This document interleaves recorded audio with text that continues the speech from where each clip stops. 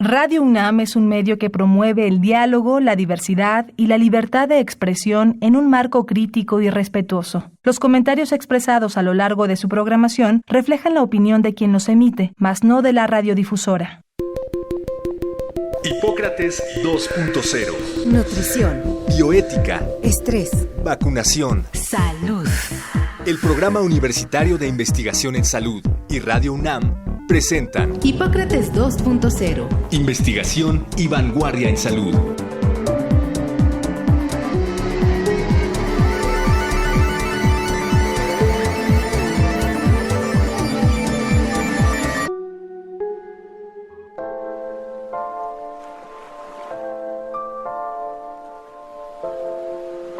Hola, ¿qué tal?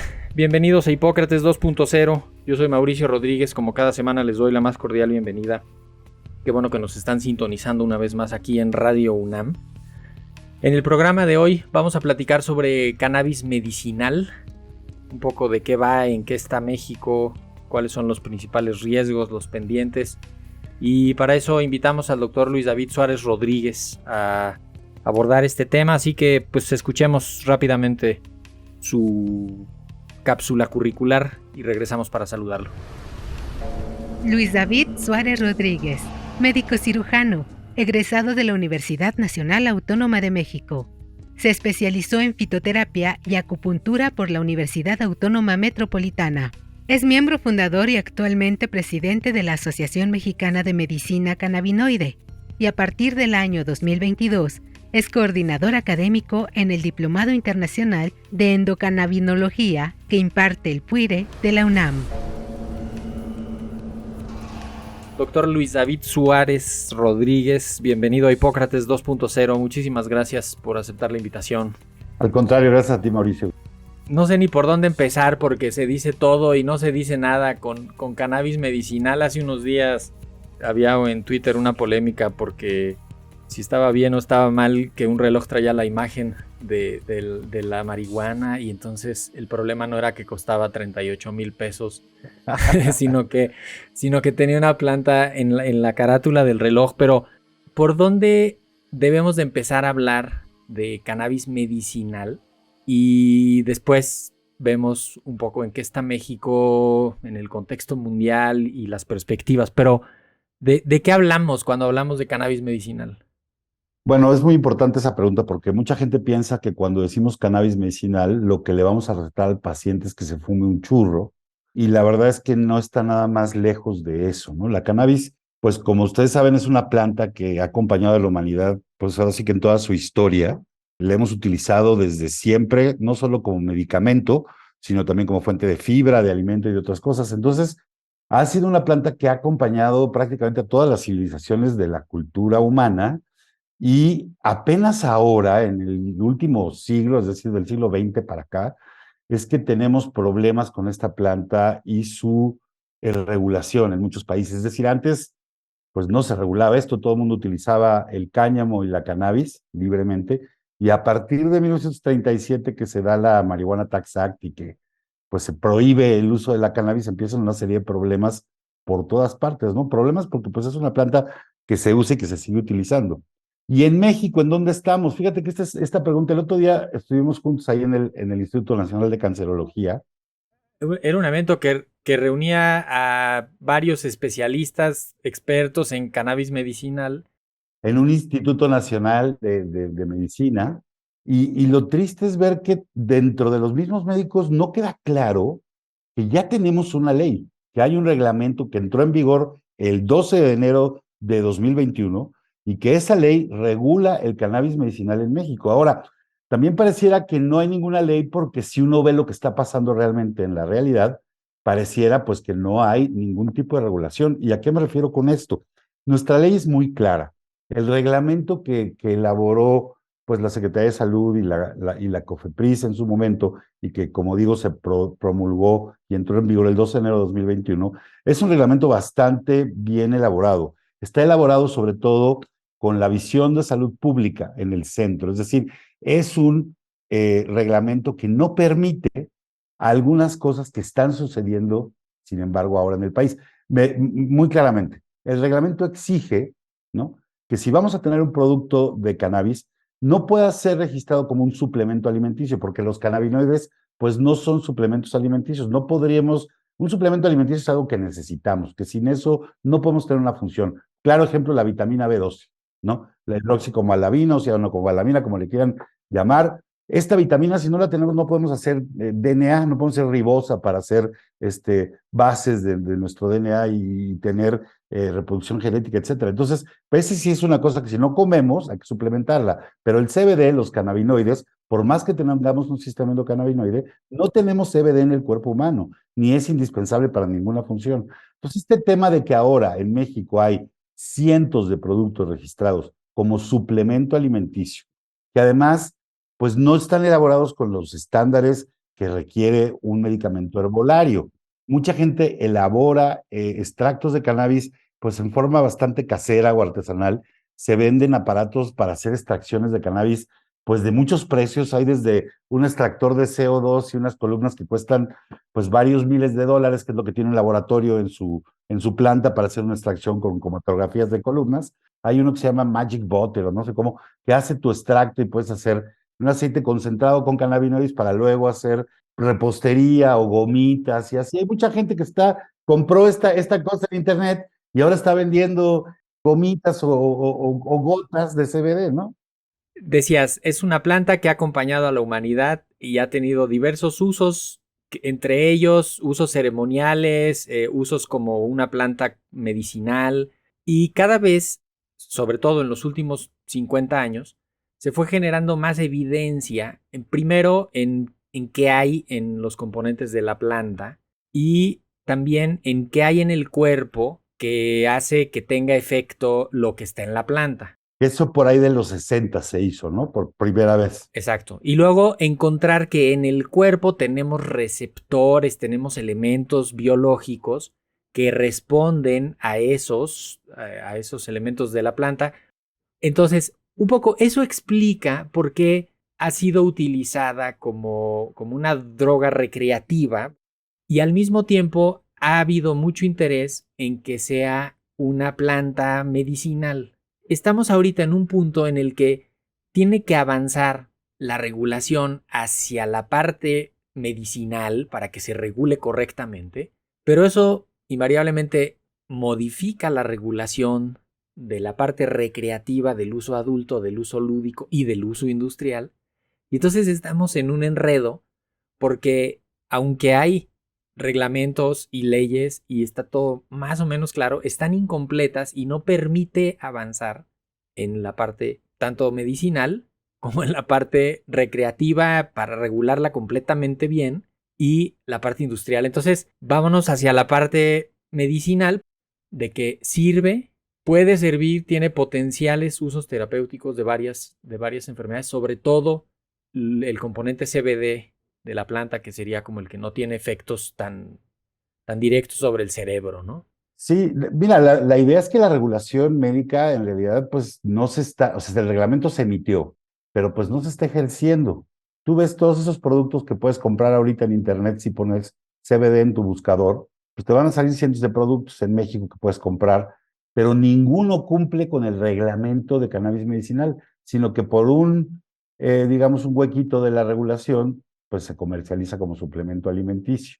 En lo que sigue avanzando a nivel, digamos, internacional es el conocimiento científico, porque resulta que el sistema endocannabinoide, pues está en todas partes, no está nada más en el sistema nervioso central, está también desde todo el sistema hormonal, regulando la respuesta endocrina, por ejemplo, de las hormonas del estrés, el eje pituitaria, suprarrenales, hipófisis, este eje, pues ahí está el sistema endocannabinoide muy metido en la regulación de la respuesta del estrés, y así también está metido en la fertilidad. El sistema endocannabinoide regula un montón de cosas. Lo que llama mucho la atención, o por lo menos a mí me llama mucho la atención, es que pasó tanto tiempo que nosotros ignorábamos su papel. Y lo que estamos descubriendo ahora, con la investigación moderna, es que cada vez se le implica en mayores cosas al sistema endocannabinoide y luego salen mayores jugadores. Ya no solo tenemos, digamos, los endocannabinoides clásicos, y también tenemos las enzimas y tenemos los receptores. Ahora tenemos transportadores, tenemos moléculas de grasa lipofílica. Desafortunadamente, y esto lo digo porque mucha gente seguramente tiene esta idea de que la cannabis es una panacea, y lo que encontramos cuando hacemos investigación científica con rigor es que, como todos los medicamentos, la cannabis es útil para algunas cosas es muy útil y para otras cosas no es útil. Y además, pues su aplicación, digamos, en pacientes que toman otros medicamentos es compleja, porque los cannabinoides se van y se metabolizan todos en el hígado. Exactamente. Entonces, el foco está puesto en el CBD principalmente porque es el que tiene el mayor número de efectos biológicos y que tiene menos efectos sobre el cerebro, ¿no? Sobre todo que tiene menos efectos psicotrópicos, entonces es mucho más tolerable por los pacientes. De entrada no están todos colocados, entonces pues es más manejable, ¿no? Y efectivamente puede tener beneficio en muchas cosas, sobre todo porque es un gran ansiolítico. Y si tú tienes dolor, tienes ansiedad. Si no duermes, tienes ansiedad. Y la ansiedad nos acompaña en todas partes. Entonces, si tenemos un medicamento que modula la ansiedad, pues puede ser útil para muchas cosas, en el sentido de que, bueno, ya no tengo ansiedad y ahora puedo dormir, o ya no como compulsivamente. O sea, hay muchas conductas ligadas a esto. Pero ese es el único, la ansiedad y la epilepsia, las epilepsias de difícil control, efectos realmente demostrados del CBD.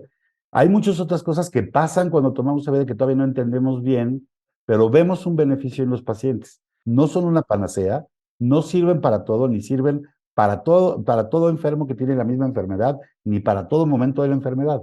Es como cualquier otro medicamento que hay que saber utilizar. Y lo que sí es muy desafortunado, pues es que todavía este conocimiento, como es muy reciente del sistema endocannabinoide, pues no se ha incorporado a la currícula de las ciencias de la salud. Y todavía los que estudiamos medicina hoy en día, pues no llevamos una materia como tal del sistema endocannabinoide, que ya deberíamos de llevarla para poder entender. Sí, de hecho, justamente un poco con lo que empezábamos el programa de decir, pues, ¿qué es la cannabis medicinal, no? O sea, no, lo ideal sería pues que no sea el consumo de la planta entera, porque pues es una locura. Tiene tantas cosas que sería dificilísimo de controlar. La dosis, la variante de la planta, el ciclo, el momento del ciclo en el que está, es una locura. Son demasiadas variables para controlar. Entonces, efectivamente, se ha llevado esto hacia un desarrollo farmacéutico. Hoy hay ahora ya varios productos en el mundo registrados. Algunos son CBD aislado, otros son mezclas de CBD y THC, otros son THC sintético. En México no tenemos disponible ninguno de estos, desafortunadamente. El reglamento que tenemos permitiría que los tuviéramos aquí, pero nadie los ha traído, nadie los ha registrado. También un poco porque pues la autoridad no se ha puesto la pila y tiene como que todo lo que tiene que ver cannabis ahí en un cajón de donde le echamos todos los pendientes, y a lo mejor lo vamos a abrir algún día, pero por lo pronto no lo estamos abriendo. Y lo que está pasando es que lo que sí no para nadie es el mercado negro, el mercado gris. A ver, te pongo un ejemplo muy claro. Nosotros en la consulta de cannabis medicinal, pues es como una consulta cualquier otra, pero muchos pacientes que hablan y preguntan, te dicen, oiga, ¿y la consulta cuánto cuesta? X. Y oiga, ¿y la consulta ya incluye el medicamento? Pues no, el medicamento ni siquiera lo vendemos aquí. Yo le voy a dar a usted una receta y tiene que ir a surtir eso con el proveedor de farmacias magistrales. Pues entonces, ¿para qué le voy a pagar a usted? Mejor voy y compro las gotitas ahí con el cuate de la esquina, que él ya me va a decir cuántas gotas me tomo. ¿Para qué pago una consulta médica? Pareciera que son legales. O sea, tú vas y dices, oye, pues si lo están vendiendo aquí en esta farmacia abiertamente, pues debe ser legal. Y lo vas, lo compras y efectivamente, por una laguna legal, ese producto se puede comercializar, pero no cumple el reglamento. Si la autoridad lo revisara, probablemente no está bien etiquetado. Si le hacemos un estudio de contenido de cannabinoides, te aseguro que es muy probable que tenga más THC de lo que declara la etiqueta. Es lo más frecuente. En caso de que declare, ¿no? En caso de que lo declare, efectivamente. No, y es muy claro, a mí me han tocado pacientes que llegan a consulta con 9 frascos de CBD diferentes. Este me lo regaló mi hija, este lo compré en la esquina, este lo compré por internet. ¿Cuál le cayó bien? Ninguno. Con este me puse a ver elefantes rosas, con este estaba colgado de la lámpara, con este tenía taquicardia. ¿Qué tenía o qué característica tienen todos esos productos? Cuando hablas con el paciente, que el paciente presentó efectos de THC, no de CBD. Y a lo mejor puede ser que sea un poquitito, ¿verdad?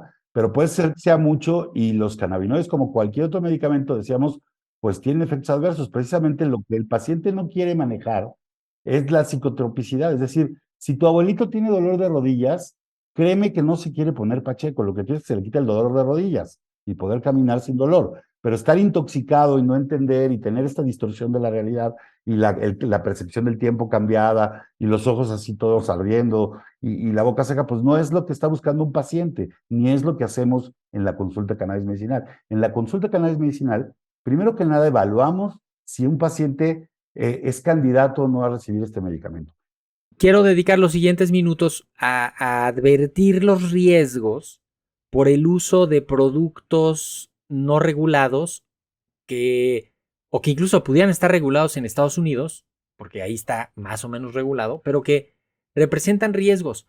Y me quiero detener en dos rubros. Uno son todos estos productos comestibles, ¿no? Que si gomitas, que si chicles, que si pastillitas, que tienen los componentes de la planta que tienen mayor actividad. Puede ser CBD, puede ser THC, que esos ya se ha aumentado el número de reportes de intoxicaciones en Estados Unidos. Y ya empiezan a ver en México también, ¿no? Porque si tú tienes unas gomitas de CBD para ti de adulto y dice 20 miligramos la gomita, y eso tú te la comes y a lo mejor te manda a dormir, pero si se la come un niño se puede dormir pues varias horas, a lo mejor se duerme un día completo, ¿verdad? Y entonces eso ya representa un riesgo. La ingesta accidental de este tipo de productos sí es un riesgo importante, pero es mucho más importante el riesgo al que se somete a un paciente, digamos, un caso hipotético, que es cardiópata, que es hipertenso, y que tiene dolor, y entonces para el dolor, o que tiene insomnio, por ejemplo, su hijo, su hija o alguien de la familia le recomienda un producto de CBD o de cannabinoides que compra en el mercado ilegal. Y la persona del mercado ilegal dice, sí tiene un poquito de THC, pero tiene menos del 1%, porque viene a Estados Unidos y allá exigen que tenga menos del 1%. Perfecto, entonces este paciente se compra sus gomitas o sus gotitas y se lo toma. ¿Y qué es lo que le pasa? Que al rato tiene taquicardia y le puede dar ¿cómo se llama? Una taquicardia supraventricular y hacer un extrasístole y tener una emergencia cardíaca, porque el THC, aunque sea en pequeñas dosis, tiene un efecto ionotrópico positivo, se acelera la frecuencia cardíaca y si el paciente no está bien compensado, pues puede ser un tema de riesgo. Y luego el CBD en especial, que como bien decías, pues tiene un montón de efectos, tiene muchas dianas, le gusta pegarse con muchos receptores, pues también tiene muchísimos medicamentos con los que interactúa. Pues, compite con algunos, es decir, se metabolizan en el mismo espacio que otros medicamentos. Entonces, si tomas CBD más, por ejemplo, rifampicina, un tipo de estos antibióticos, pues dura más tiempo el espacio, el medicamento, y entonces puede haber una sobredosificación del antibiótico o el cannabinoide, y así tenemos un montón de detalles. Entonces, no es trivial. Y todas las interacciones con medicamentos de uso habitual. Así es. Antihipertensivos, anticoagulantes, antidepresivos, antiácidos, analgésicos, antiinflamatorios. De pronto... Antiepilépticos también. Exacto, este es como un llamado a todos, a los médicos prescriptores y a los pacientes, que se fijen en las interacciones no solo de los cannabinoides, ¿no?, sino de todos los medicamentos, porque las interacciones pueden provocar secuelas, consecuencias importantes, ¿no? Los cannabinoides afectan la función del hígado. Si una persona no advierte eso y no se da cuenta de que pudiera desde el inicio del tratamiento tener algún problema, se le va a desarrollar un problema más grave. Así es, y solo hablamos, lo que se oye en redes y lo que se oye en medios es todos los casos de la cannabis en donde ha habido éxito terapéutico, y hemos historias muy bonitas de que me curé de artritis reumatoide, yo me curé de cáncer, yo me curé de no sé qué, pero lo que no se oye o se oye poco son todas las historias de fracaso, que también son muchas, y de pacientes que buscando cannabinoides, primero no encontraron el alivio que estaban buscando, luego tuvieron la mala fortuna de llegar con un médico o con una persona poco preparada en el sentido de ético, de no tener pues la capacidad de decirle al paciente, sabes que esto nada más te va a ayudar hasta aquí, y no esperes que te ayude hasta acá, sino gente que le dice, no, con eso te vas a curar de todo. Y entonces es bien peligroso, y la cannabis desafortunadamente pues ha estado mezclada entre, nos alejamos los médicos, nos sacaron de la jugada, nos prohibieron hacer investigación por años, y entonces quien tomó las riendas de todo eso fue el activismo para que se volviera a regular la cannabis, y hubo muchos grupos que abogaron por esto, y dentro de ese abogar, pues se volvió un tema exclusivamente del uso adulto y del derecho a la libre intoxicación, y pasamos por la parte medicinal como de corrido, ¿no? ¿Qué es lo que pasó, por ejemplo, en Estados Unidos? En muchos estados de Estados Unidos, pues se aprobó el uso medicinal, pero realmente era para justificar el uso adulto, era para medicalizar el uso adulto, ¿no? Y en México un poquito está empezando a pasar eso también, porque ahora hay pacientes, ¿no? Que dicen, como ya puedo ir por una receta, yo quiero que usted me recete, pero que me recete THC. Yo he tenido pacientes que quieren una receta para poderse dar un churro. Y eso no es así, ¿no?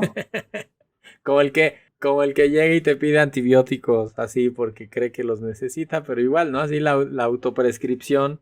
No, y cannabinoides también. Hoy por hoy se promueve el uso de cannabis como si fuera de esta parte de la cultura del bienestar, cuando la cultura del bienestar o del wellness, pues es hacer ejercicio, es dormir bien, es comer sano, pero no es utilizar medicamentos. Esto es nuevo, porque pareciera que es inocuo. Entonces, métele CBD, total, no pasa nada, ¿no? No, sí pasa. Esa es una postura con la que nosotros no estamos de acuerdo.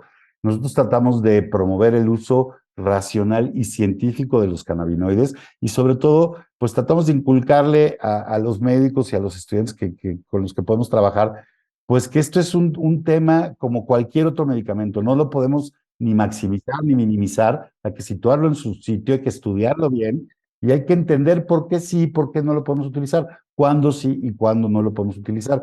Y la verdad es que es un terreno fascinante. No, totalmente. De hecho, justamente iba a decir que hay ustedes ahí en NAMCAN, que es la Asociación Mexicana de Medicina Cannabinoide, tienen información disponible en su página en internet. También hay una fundación española muy importante que se llama Fundación Cana, que tiene materiales educativos para pacientes, para educadores, para personal de salud, para prescriptores, ¿no? Y para público en general, sobre esto que estamos comentando, los límites, en qué fijarse, con qué tener precaución, porque pues está entrando de manera indiscriminada, promovida por los intereses económicos de los que tienen estos productos, en lo que les dan chance de que sigan siendo cosméticos, nutracéuticos o lo que quieras, en lo que termina de entrar productos farmacéuticos ya bien al país, que también nadie se ha animado como a tenerlo ya definitivamente, como lo decías. Entonces, pues hay que acudir a esa información para desmitificar, para poner la justa dimensión, para poder ampliar la discusión, y ya haremos un programa específico sobre el Diplomado Internacional de Endocannabinología que tenemos aquí en el Programa Universitario de Investigación sobre Riesgos Epidemiológicos y Emergentes en la UNAM, en alianza con la AMCAN y con la doctora Raquel Peiraube y la doctora Paola Cubillos, que son un par de expertas internacionales en el tema de medicamentos basados en cannabinoides. Entonces, pues es parte de otro ejercicio. Estamos terminando una generación de 100 personas que por 232 horas en un año y 3 meses estuvimos viendo todo lo que implica. Lo dices así rápido y parece poco, pero es muchísima chamba, y qué orgullo que se vayan a titular, pues 100 personas ya expertas en endocannabinología en México, que se están educando con maestros de la más alta calidad, y sobre todo eso necesitamos pues gente bien preparada, que atienda a los pacientes, que sepa cómo preparar medicamentos, que sepa cómo hacer formulaciones, extracciones, etcétera, porque no es que sepa cómo hacer la regulación, ¿no? Sí, bueno, eso también necesitamos, pero ya con los políticos, híjole, man, no sé qué No, decir. pero técnicos en COFEPRIS que sepan del tema. Claro, no, si la gente de COFEPRIS nos encantaría que tomara el diplomado, que se acercaran de las instituciones que tienen que regular esto, y que a veces los vemos y que pareciera pues que nos falta entender un poquito el proceso. Ojalá que se puedan acercar, si no a nosotros, a otras iniciativas educativas, pero es bien importante esto del conocimiento, y efectivamente nosotros en la AMCAN, pues eso nos dedicamos a educar médicos y pacientes, el público en general, en temas de cannabis medicinal. Nos pueden encontrar en internet, así como AMCAN, AMMCANN.org, también así en Facebook y en Twitter y en LinkedIn. Y el teléfono para que se comuniquen con nosotros si quieren es el 5550-385815. Ahí pueden hacer citas y también tenemos un directorio de médicos afiliados en todo el país y pues referimos a pacientes a que los pueda ver un médico capacitado en donde quiera que estén. Y pues esperamos que la red siga creciendo, ¿no? Como ves, pues también ya hay médicos cada vez en más países. Ahora vamos a tener otros 100 y cacho compañeros. Bueno, no todos son médicos, pero la gran mayoría que van a estar ejerciendo. Y vamos por más, ¿no? Porque esperemos que en la siguiente edición pues también otros 150 médicos se puedan preparar. Así es. Pues con eso nos despedimos, doctor Luis David Suárez Rodríguez. Buenísimo, pues ya quedó pendiente para la siguiente porque hay mucho que platicar. Deberíamos de hacer una serie de programas y vamos abordando por temas, porque hay mucho que platicar. Exacto. Sí, no, de entrada el del diplomado ya lo tenemos reservado para invitarlos y platicar con detalle, pero queríamos traer justamente de cannabis medicinal, qué es, qué no es, dónde empieza, dónde termina, dónde están los riesgos, y creo que ya lo dijimos y lo dijimos bien. Muchísimas gracias, Luis David. Gracias a ti, Mauricio. Pues con esto nos vamos. Esperamos que esta información les sea de utilidad. Ya vieron dónde pueden consultar más para saber un poco sobre las aplicaciones y los límites del cannabis medicinal. Qué bueno que nos escucharon. Yo soy Mauricio Rodríguez. Espero que la próxima semana nos vuelvan a sintonizar. Por lo pronto quédense en sintonía de Radio UNAM. Hasta la próxima. Agradecemos al Dr. Samuel Ponce de León, coordinador del Programa Universitario de Investigación en Salud y coordinador académico de este. El Programa Universitario de Investigación en Salud y Radio UNAM agradecen tu escucha. Te esperamos la siguiente semana para platicar sobre lo último en materia de salud e investigación en Hipócrates 2.0. Investigación y vanguardia en salud. Se despiden de ti en la producción Patti Gamboa, Héctor Castañeda y Alejandra Gómez. Hipócrates 2.0. Radio UNAM. Experiencia sonora.